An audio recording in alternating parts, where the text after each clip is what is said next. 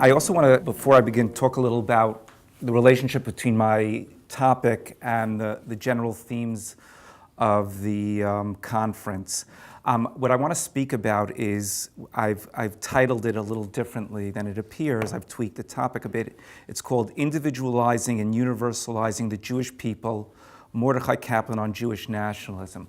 What I want to try to do is look at the relationship between nationalism on the one hand in Kaplan's philosophy and two seemingly competitive values, individualism and universalism. And I picked this topic, firstly, I think the question of the relationship between commitments to Jewish nationalism, in other words, trying to better the Jewish particular collective on the one hand, and a commitment to the human being per se, the betterment of humanity as a whole, I think is a very, very important manifestation of the general question of the relationship between universal and particularly in contemporary Jewish thought.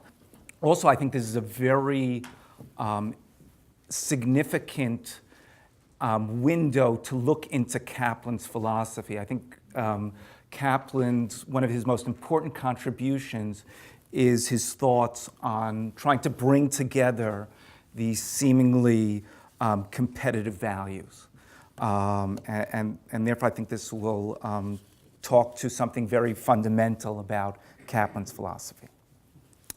One can conceive of modern Jewish thought as a series of attempts to balance three diverse ideals: the growth and development of the Jewish nation, the self-fulfillment of the individual, and the betterment of humanity as a whole. This is certainly the case among Jewish nationalist thinkers, Zionist and non-Zionist alike. Obviously, a Jewish thinker with a nationalistic orientation valorizes strengthening Jewish collective solidarity. But he or she must also consider the impact of Jewish nationalism on the individualistic and universalistic aspirations of modern Jews. Often, the Jewish nationalists will argue for the superiority of Jewish nationalism over individualism and universalism, and the need for subordinating these aspirations to the ultimate goal of promoting a Jewish national renaissance. For instance, Achad Ha'am, in his first essay, Lo Zu Haderech, inveighs against what he views as the excessive individualism of the Jewish people in exile, which he conceives as a sign of a weak Jewish nationalistic ethos. By contrast, in Mordecai Kaplan's philosophy, these three values stand front and center concurrently, in other words, nationalism, universalism, and individualism, and the relationship is complementary. Indeed, an Archimedean point for Kaplan's philosophy is his attempt to forge together individualistic, nationalistic, and universalistic values. That is, Kaplan views each of these values as primary, none are able to best the others, and none are subordinate to one another. Kaplan is equally committed to the self-actualization of individual Jews, the creation of group loyalty among them, and the promotion of the advancement of humanity as a whole. Moreover, apart from arguing for their foundational status, Kaplan claims that these values are mutually fructifying. Not only can they mutually coexist, but each is necessary for the development of the others. For Kaplan, fidelity to one's nation and to humanity is a precondition of individual growth. Likewise, human and national flourishing cannot be accomplished without sensitivity to the needs of the individual. I will commence, therefore, with an exploration of Kaplan's nationalism in general, and then proceed to examine the individualistic and universalistic strands in Kaplan's philosophy.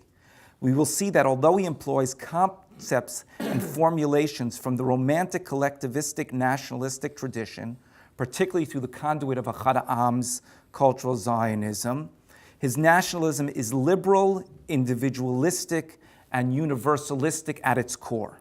So I'll start with nationalism. Kaplan's nationalism is grounded in the principle that human beings tend to and need to interact with one another. This natural propensity towards group association leads over the time to the formation of nations. By accumulated intersubjective experiences, nations possess collective personalities composed of common needs, desires, values, and meanings. Years of living together produces a national will to live, a social momentum that directs the nation towards ensuring its stability and strengthening its way of life. In this sense, nations are social organisms which act like other living beings by working towards ensuring their survival and growing and developing in a natural manner. They also resemble other living beings in possessing an inalienable right to continue their existence. Kaplan thus criticizes cosmopolitanism with its disregard for the necessity of particular social and national entities as both false and immoral. From our brief depiction of his nationalism thus far, the centrality of collective consciousness, that is, subjective elements and not objective factors, in Kaplan's nationalistic ideology is readily apparent. For Kaplan, nationalism is at bottom a collective consciousness engendered by accumulated group experiences. Kaplan then pays particular attention to the experiences that most effectively bring about this collective personality. This pursuit leads Kaplan to explore the social dimension of religion. Aided by Durkheim's groundbreaking work in the sociology of religion, Kaplan underscores the ability of religion to foster a shared mentality, particularly through group sancta. Kaplan realizes, however, that religion is not the sole building block from which national consciousness is forged. Each nation is composed of essential characteristics which contribute to the formation of the collective mentality that distinguishes it from other nations.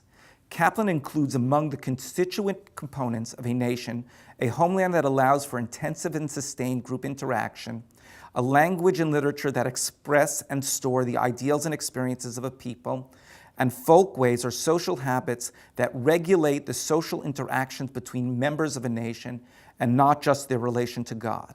These elements, as well as national art and educational system and social sanctions and institutions, contribute to the formation of a national civilization which reinforces and concretizes the social consciousness of the nation. They promote collective experiences that are distinct and non-transferable. Kaplan's understanding of the constituent elements of a nation colors his Jewish philosophy.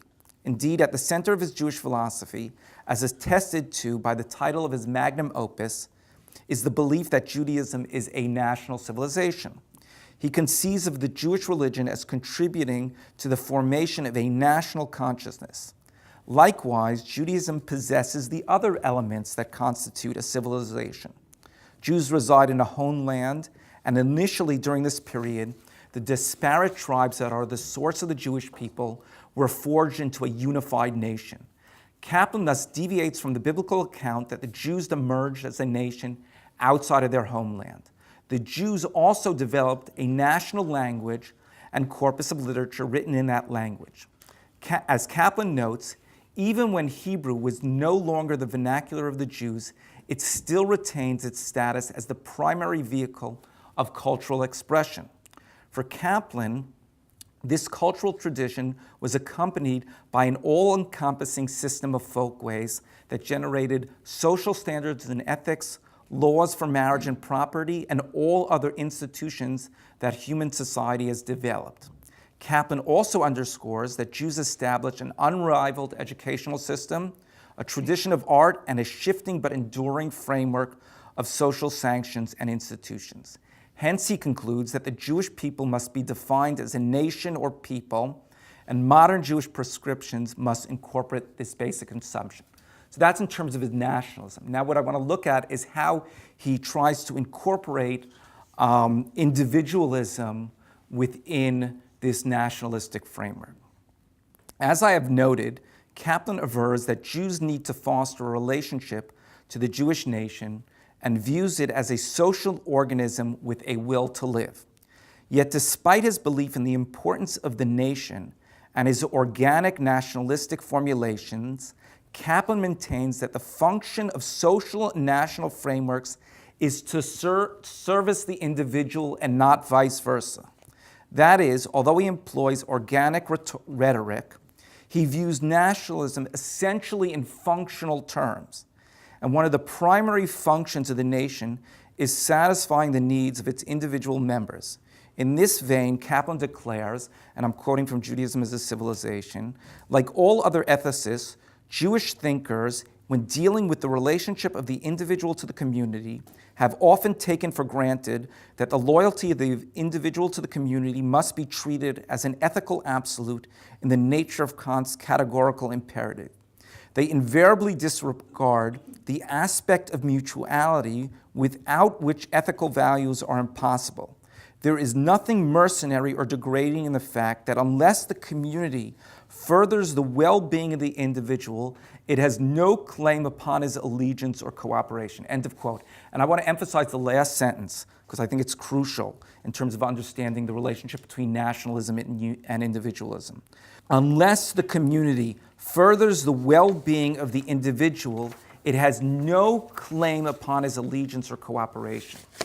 Thus, Kaplan does not view the nation or the community as authoritative entities that can require the individual to forgo entirely his or her personal needs and interests for the good of the collective.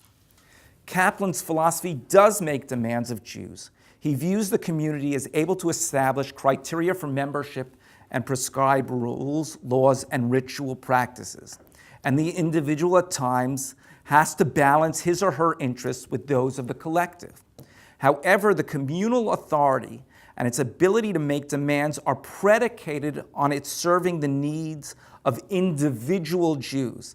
As Kaplan underscores in his discussion of the commandments, the law exists for man and not man for the law.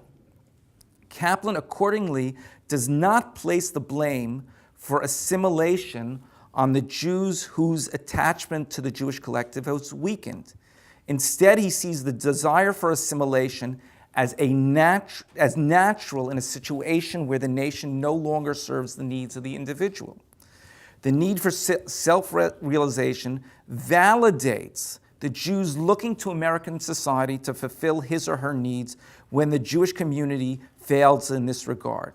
Consequently, he displays none of the venomous enmity towards Jews who assimilate that one finds in the writings of Echad Ha'am. In contrast, Kaplan blames Jewish leaders and scholars for the problems of assimilation, who in his mind have not reconstructed Judaism appropriately, and appropriate means in an individualistic vein, and have failed to provide a compelling interpretation of Judaism for the individual. So that's in a very brief way how he tries to integrate individualism within his nationalistic commitments. Now, let's try to look at the relationship between nationalism and universalism. Kaplan argues for the compatibility of nationalism and universalism by arguing for reconfiguring the purpose of nationalism and the nature of its authority. He opposes forms of nationalism that focus exclusively on group survival or the acquisition of political power in the form of statehood, which pits one nation or state against another. According to Kaplan, these types of nationalism encourage competition rather than cooperation between the community of nations. Instead, like Echad Ha'am, he advocates cultural nationalism in which the collective represents universal values through group experience, mediated in its particular language, folklore, literature, and other aspects of its cultural heritage. The shift of nationalism from political sovereignty or the existence of the group as an independent value to culture and shared living represents for Kaplan a moralization of nationalism by shaping it as a vehicle for the collective pursuit of the ethical ends. Or in the language of Kaplan, cultural nationalism is a nationalism which is dedicated to the good of its individual members as well as for the good of humanity. Kaplan adds two important qualifications, however, regarding the ability of cultural nationalism to act as a harmonizing rather than a divisive force among nations. Firstly, cultural nationalism must be understood in non-essential terms. That is, we must be wary of reifying or apostatizing a nation's culture attributing to it a national spirit, a ruach le'umi, which possesses a fixed existence in essence, apart from the shifting mentality of the nation. Instead, we must view culture as a dynamic entity which undergoes continuous change as a nation adjusts to changes in its social, economic, and political environment. As a result, a nation does not possess a particular essence which places it in opposition to the essence of a different nation. Secondly, cultural nationalism must be understood in non-exclusivistic terms. That is, each nation provides different means of addressing the social, economic, educational, and spiritual needs of their members and can combine with one another, forming a rich and diverse human mosaic. They are therefore complementary entities that can cooperate and synthesize with one another. Consequently, national cultures and civilizations cannot demand the exclusive loyalty of their citizens and must allow for national cultural hyphenated identities whereby individuals can be members of multiple nations and participate in diverse cultures. As he notes in his work, The Future of the American Jew, the vicissitudes of history have brought it about that the average human being has to draw upon two civilizations to obtain all the values which he requires for his self-realization as a human being. In the case of the Jewish people in America, Jewish cultural spiritual nationalism must be open to a partnership with American civic nationalism. Jewish leaders must reconstruct Judaism in a way that it becomes compelling for modern Jews, but it must also recognize that Jews will find economic, social, and cultural benefits in their participation in the American nation state, and it will serve as a vehicle of salvation for them. The comprehensiveness of American Jewish identity will therefore be partial and fragmentary, and Jewish culture will be a subordinate civilization for its American members. But the existence of hybrid identities in which different national associations are adopted concurrently requires not only the reconstruction of how we view modern Jewish identity. According to Kaplan, it also requires an equally fundamental shift in nation states. Kaplan argues that nation states have not allowed members of minority groups sufficient opportunity to expand themselves and have viewed their corporate existence as inimical to their aspirations and the well-being of their citizens. Kaplan therefore demands of the nation state that they relate differently to the cultures that reside in their midst and allow the social space for national minorities to survive and flourish. And this is obviously in the context of the debate about the American melting pot versus other strategies of adjustment to America. Kaplan sees the Jewish nation, due to its historical development, cultural heritage, and current state of affairs, as uniquely qualified to re-educate other nations regarding a nationalistic conception compatible with a universal orientation. He argues that as the only nation that successfully resisted the demands of conquering nations, Jews were taught by their historical experience that the need to foster a non-imperialistic form of nationalism supportive of human progress. This form of nationalism, however, will require the Jew to abandon one central feature of their traditional self-perception, the notion of the chosen people. For all his emphasis on the need to reinterpret seminal theological concepts, Kaplan refuses to apply his functional hermeneutic to the notion of divine election. He finds the notion problematic on pragmatic, ethical, and rational grounds, and argues that the sense of arrogance, superiority, and competitiveness that permeate from it prevents international and interreligious cooperation. Now, in the last section, I want to talk about Kaplan's Zionism, because here also you see how nationalism is forged together with individualistic and universalistic concerns.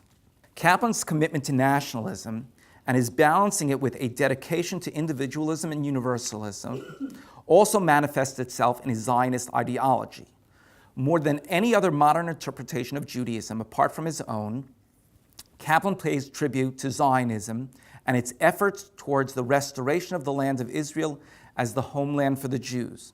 He views it as the most commendable effort of modern Judaism to adjust itself to the formidable challenges of the emancipation and the contemporary world by establishing a national center in the land of Israel. But like his vision for the American Jewish community, Kaplan's conception of the Jewish state and the Zionist movement is animated by his commitment to individualism and universalism as well as nationalism. One instance of an individualistic strand in his Zionism is his view that the state must serve its individual citizens. Kaplan's approach to the relationship between the Zionist collective and the individual then transvalues the classic Zionist ethos, which calls for individual sacrifice for the good of the Israeli state and the Zionist movement. At the time of his formulation of his new Zionist ideology, the most important representative of the classic Zionist ethos was David Ben-Gurion's statism. He called for the total commitment of the citizens to the state and the subordinating personal fulfillment to national need. Kaplan criticizes Ben-Gurion as well as the early Zionist theoretician Ahad Ha'am in this regard.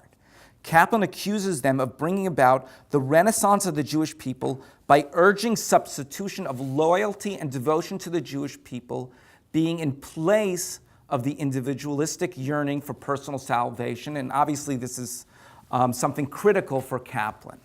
Kaplan, by contrast, advocates a form of Zionism that places the individual at the center and a political conception that views the nation as a vehicle for facilitating the development of human personality and actualizing individual human potential. So that's regarding the relationship between his Zionism and individualism, but also Zionism and Universalism are combined. And here I've learned a lot from Yossi's recent work on Kaplan and in his work on modern Jewish conceptions of the relationship between Zion and diaspora. There's a very good chapter on Kaplan in this regard, and it really speaks to how he integrates universalism. Apart from individualism, Kaplan's vision is shaped through his commitment to universalism. The universalism of the Zionist movement and the Israeli state expresses itself internally in the relationship between the citizens. For Kaplan, the commitment of the Israeli state to democracy entails that it caters to all religions and resists the temptation to become an exclusively Jewish state. And I think at one point he argues that it shouldn't be called a Jewish state.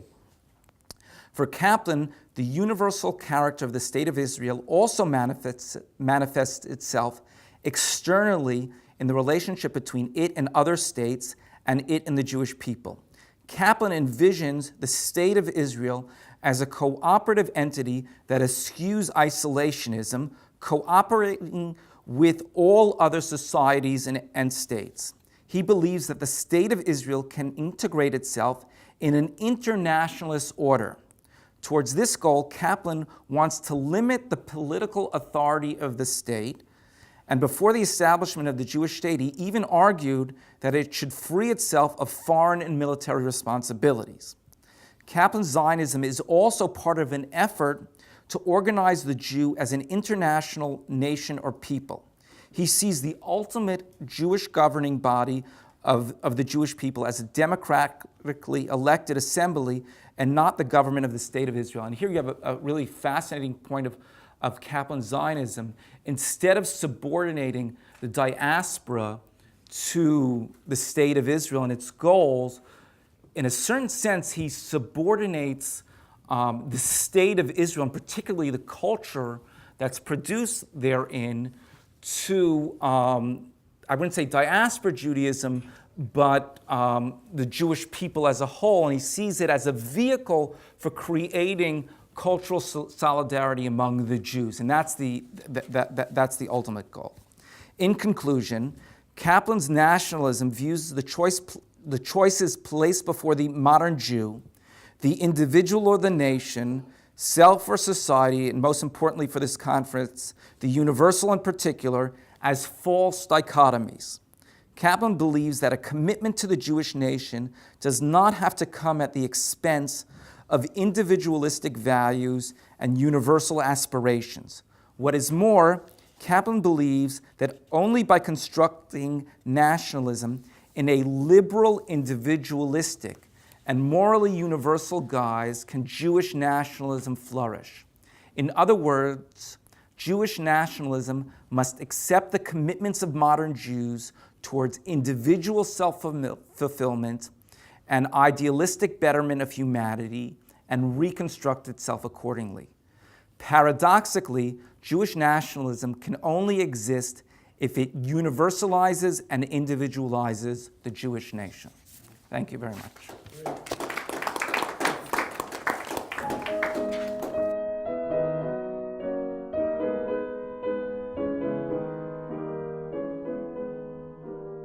I want to do this a little differently. I want to share.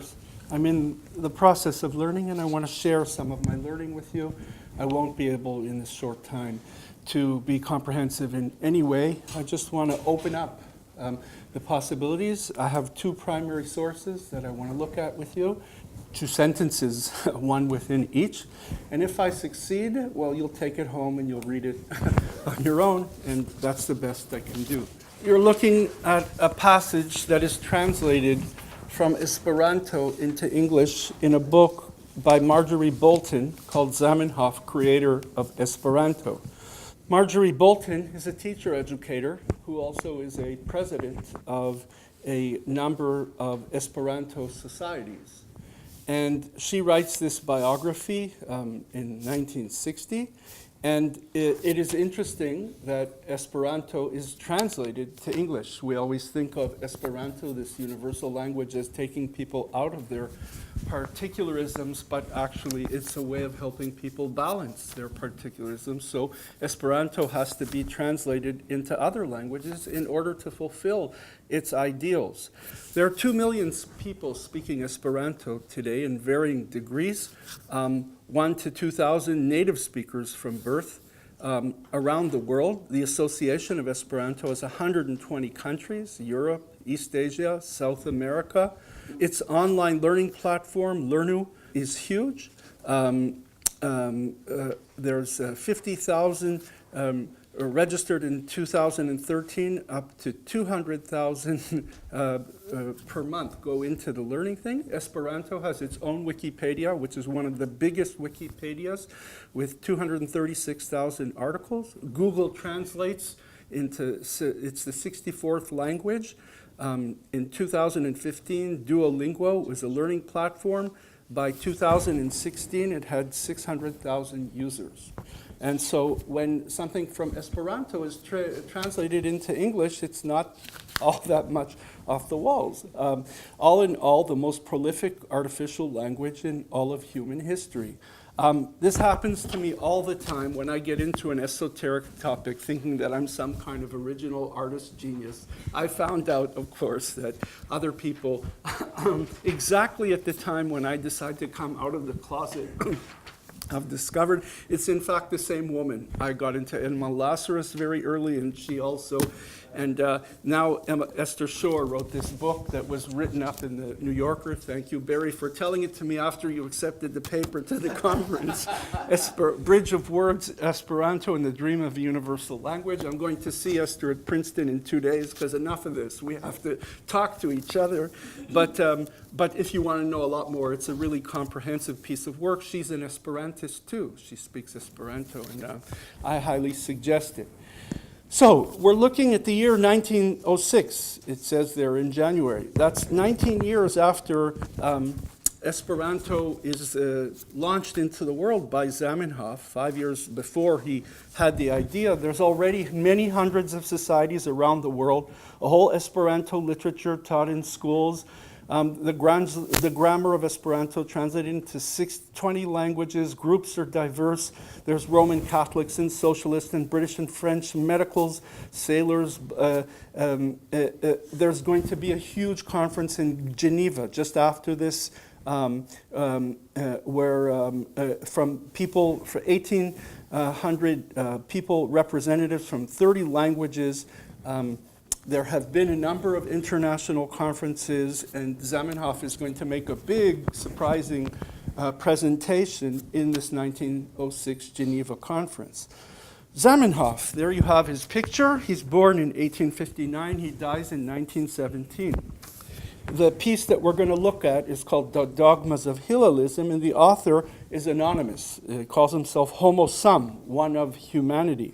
None other than Lazar Markovitch Zamenhof, later Dr. Ludwig Lazarus Zamenhof, an ophthalmologist who was a scion of a Maskilic Jewish family in Eastern Europe, in Poland, in Warsaw. Grandfather and father, language censor, language educators, people. He grew up in a secular home. His mother was a believer. They were lovers of language, Yiddish and Hebrew, but they were well-versed in culture, in Jewish culture. He lost his faith early on, but it was part of a larger spiritual journey, and he was very taken up with the Jewish condition. And indeed, the Dogmas of Hilalism, as we'll read in a second, is a response to the Jewish condition, but you'll see that it is published in Ruslanda Esperanto. In other words, at this point in 1906, he's teaching, or he's writing the Dogmas of Hilalism for the larger community of Esperantists, first through the Russian-speaking Esperantists. So something special is going on here.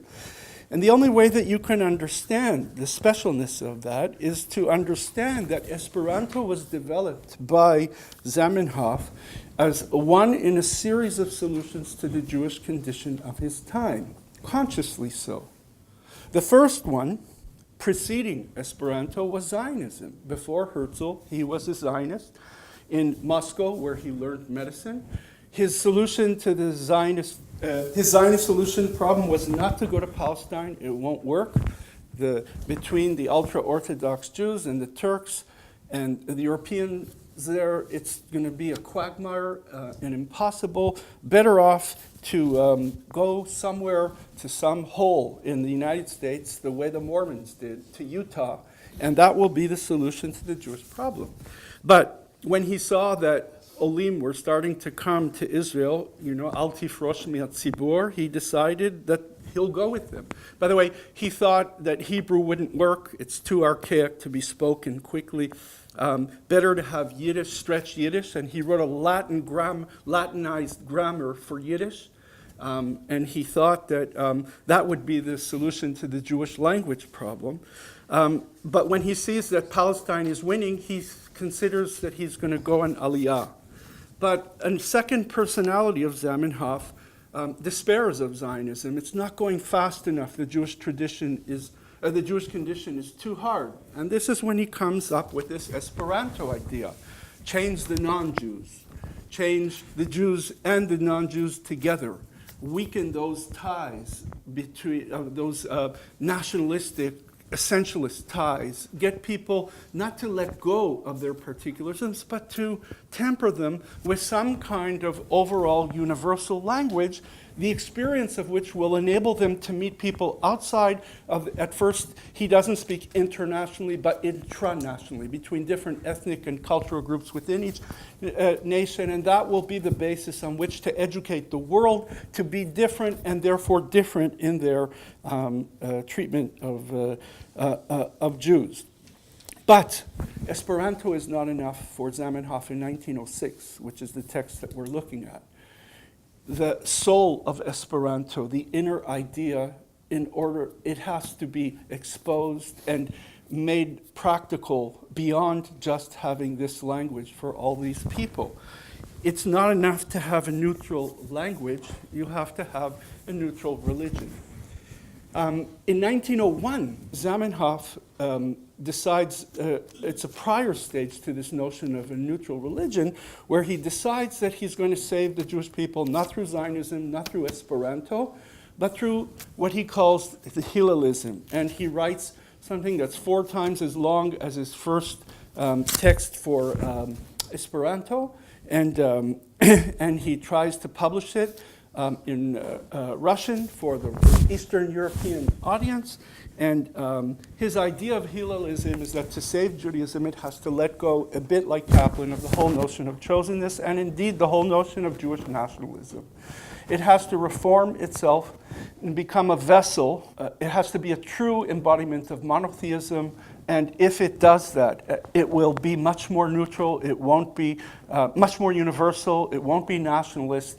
And he's going to get people to live together in a Hillalist community according to the reformed, rearticulated, reconstructed version of Judaism, absent nationalism, speaking and raising its children, of course, in Esperanto. Well, how many Jews do you think like that idea or give Zamenhof the time of day? In his own words, 0 is the answer. And then when he sees that's not going to work, in the meantime, there are those great pogroms in Kishinev in 1903 to 1905. He's got no patience for this. He's going now to bring Hillalism to the whole Esperanto movement. And he's going to say, on top of the language, you need a neutral religion. Well, if it's neutral, why are you calling it Hillalism? That's going to be a problem. The text that I've put forward to you here, I don't have the time to read it all, but you'll see in the second part there. In the first part, he explains that the solution to the Jewish problem is a neutral language and a neutral religion. And then he's writing anonymously about Hillalism for the Esperantists in Russian.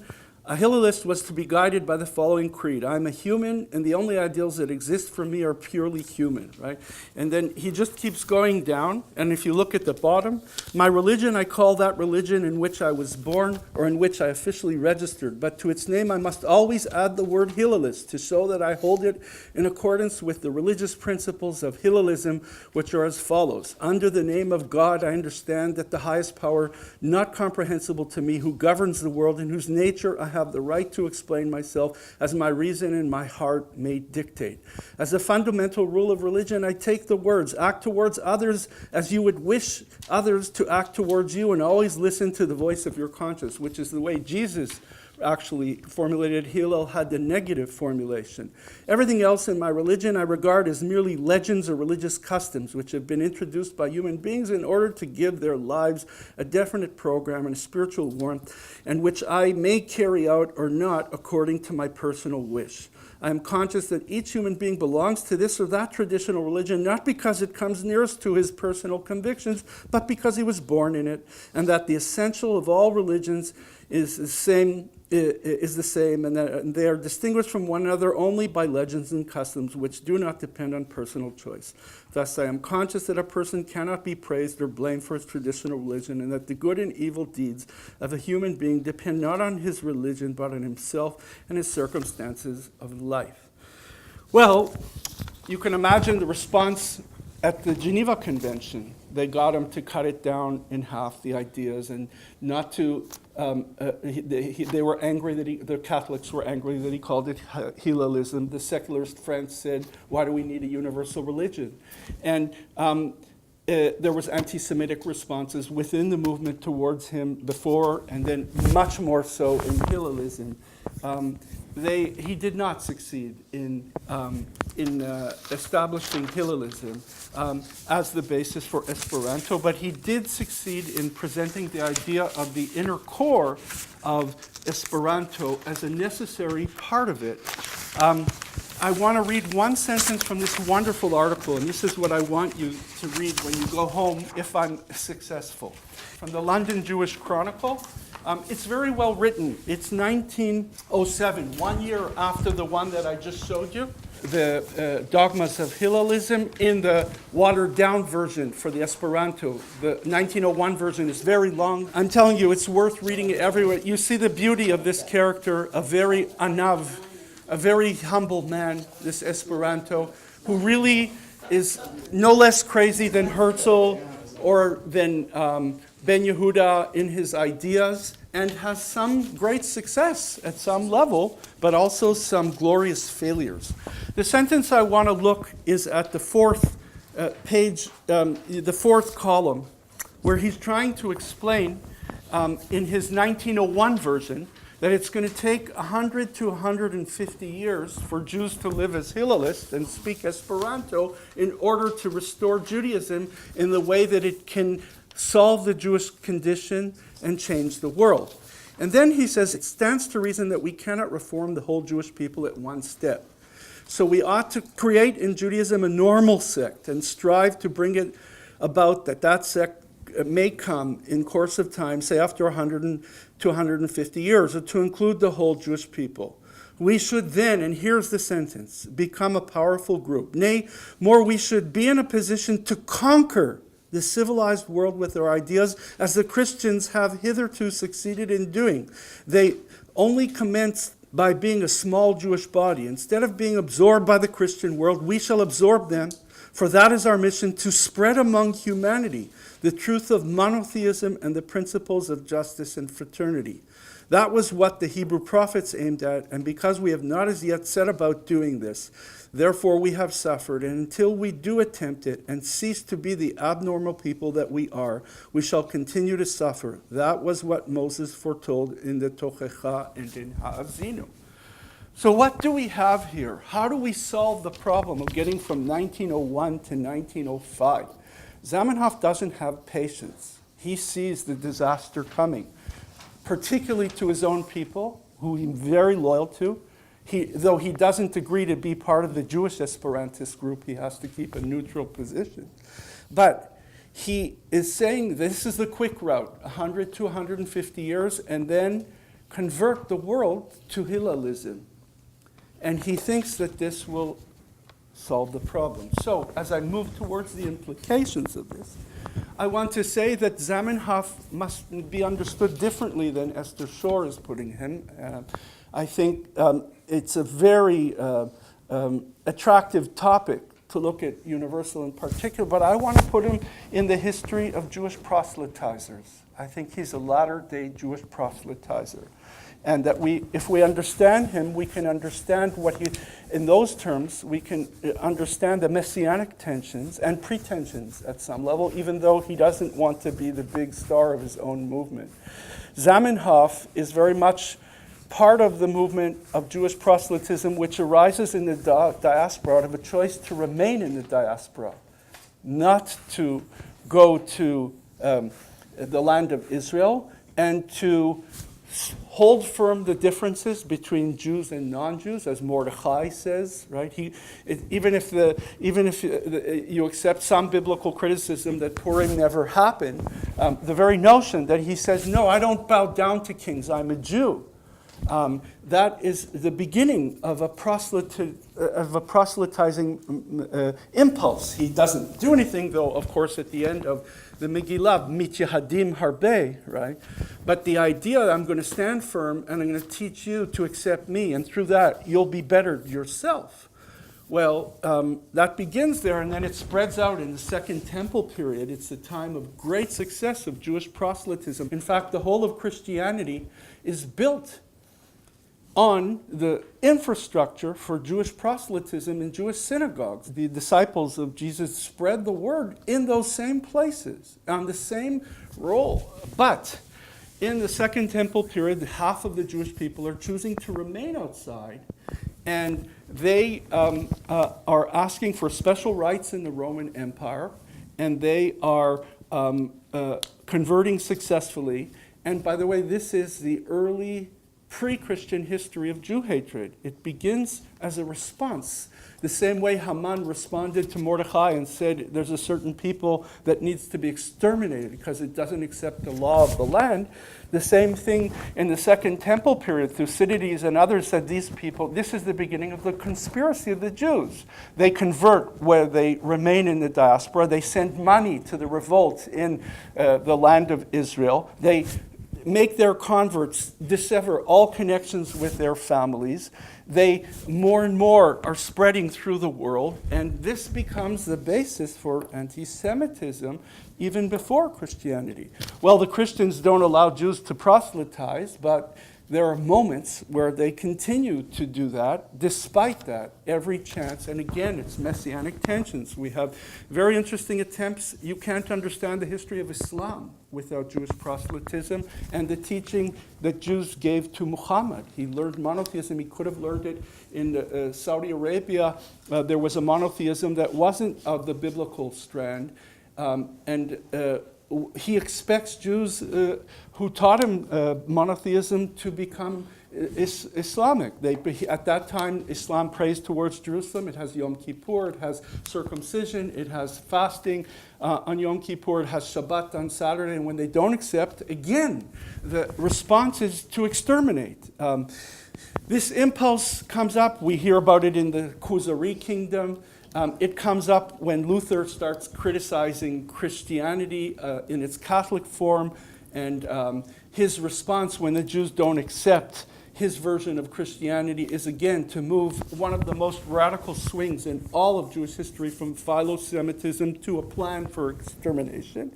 And then when we get to the modern world, the Jewish proselytism takes on a secular mode through Marx, who becomes an anti-Semite because he writes about Judaism as the source of all evil by holding on to a particularism. And once the world gets rid of that Judaism, it will be capable of accepting Marx. Freud is another secularized Jewish proselytism. I could go into detail about how the possibility of actually, the ordeal of civility, the opening of the general societies to Jews creates an ordeal where you're inventing various versions of secularized forms of Judaism, monotheism, of world equality, of the universal bent of Judaism, of Hillalism, and you're offering them to the world both as a solution for the Jewish problem and for the world problem.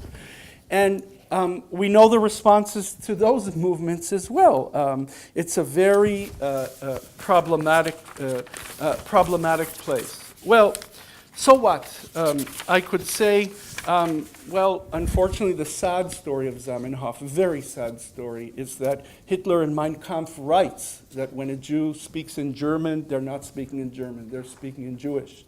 A Jewish version, and then in the end, the same thing when they're speaking in French, it's all part of the Jewish conspiracy, and in the end, when they have power and dominion over all, then they will turn to the real Jewish language, which is Esperanto. And Hitler and the SS decide to go personally after the Zamenhof family, he's dead by then, to go after Esperantists everywhere and to decimate that whole project. And there are stories, I don't have the time to go into the stories of how they went after his children, his daughter Lydia went to America and came back and was killed. And an Esperantist tried to save her life by hiding her, and she wouldn't do it because she didn't want to risk it for him. She had become a Baha'ist, which is another version of Hillalism. It's a very interesting matter. I could go into that family. It's a sad story. So what? What can we learn from this? I want to say, and Israel Zangwill wrote a long letter at his birth. If he sought, Zamenhof, to undo the curse of Babel, it was in order to bring the peace of Jerusalem. Well, I want to argue that you can't undo the curse of Babel. Why did God leave the tower standing? Why didn't he just 9/11 it? That tower is a reminder. God accepted the impulse towards unity in the building of the tower, but not through technology. Technology will despiritualize people in the name of unity. The only way to get to unity is to work, there is no neutral language, is to work through relational orientation to the world. You must work it through in relations, in conversations, in a cultural pluralism. You can't get around that. And the whole project, the Abrahamic project, the people who build the tower say, Naseh lanu Shem, and then God says to Abraham, Aseh lecha Shem. He takes on what the people at Babel didn't succeed at, and Abraham then takes on the project, which is to balance forever this tension between the particular universal in a relational perspective.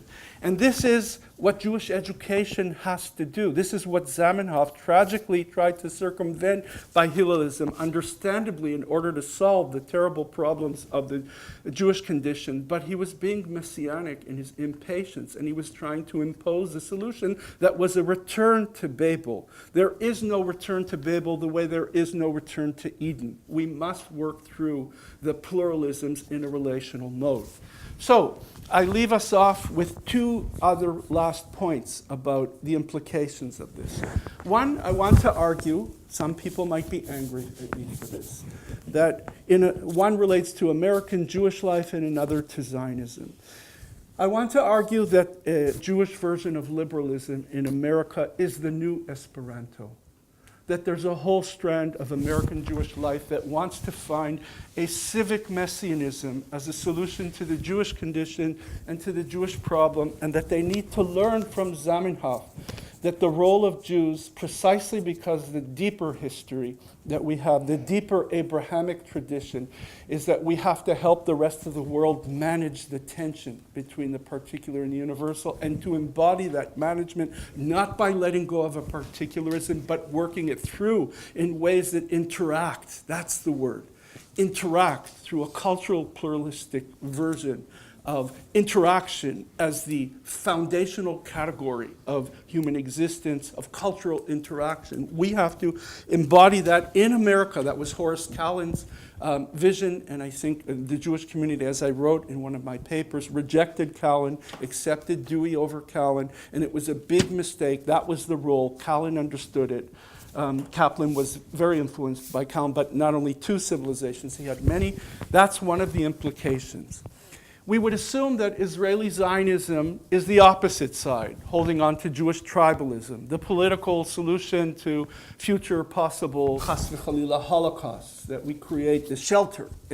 And given the existential threats on Israel around the Middle East, you would assume that's what Zionism is about, and it's helpful, and it's irreversible and shouldn't be. But I want to argue that there was a whole strand of Zionists, as you spoke, Ari, that saw Zionism not only as a solution to the Jewish condition, but also as a solution to world problems.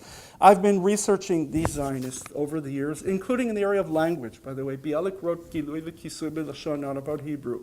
It was an idea of language for the world. It's very interesting. There's a whole, Kallen is one of them, Emma Lazarus is another one, Buber's another one. I think that at some level what you described, Ari, is there. There's a whole tradition of Universalist Zionism, and I would say that at some level, Zionism has to, at this point, precisely because its political basis has been established, now add to it, listen closely to those Zionists who knew how to think about the solution of Zionism to the world problem. And there I want to finish with just a nice little anecdote. You would assume Ben Yehuda won. Hebrew did won. A beautiful article comparing Zamenhof and Ben Yehuda is something I found in the library. And Ben Yehuda was no less crazy than Zamenhof, but succeeded. But you would think, okay, but he was a nationalist. He was inspired by Hungarian nationalism. But a very interesting thing, he raised his child in Hebrew, was the first Hebrew speaker, modern Hebrew speaker, Itamar ben Avi. And this Itamar ben Avi, besides being one of the original pioneers of look at the Armenian Holocaust and be careful about it, was an Esperantist. And he believed that Zamenhof had an important message for Zionism and for... I think that Zionism should reclaim Zamenhof. They've made a street in Jerusalem and in a few other cities called Rehov Zamenhof. And I see that Rehov, and I'm proud. And I want Zamenhof to be part of my Israeli and my Zionist project. We would be well to do it, and I will finish with the pasuk from Tzfanya. That's the reversal of Babel. Ki az efoch el amim safa brura likro kulam b'shem Hashem leavdo shechem echad. For this I will restore to the people a pure language, that they may all call upon the name of God to serve him with one acclaim. Thank you.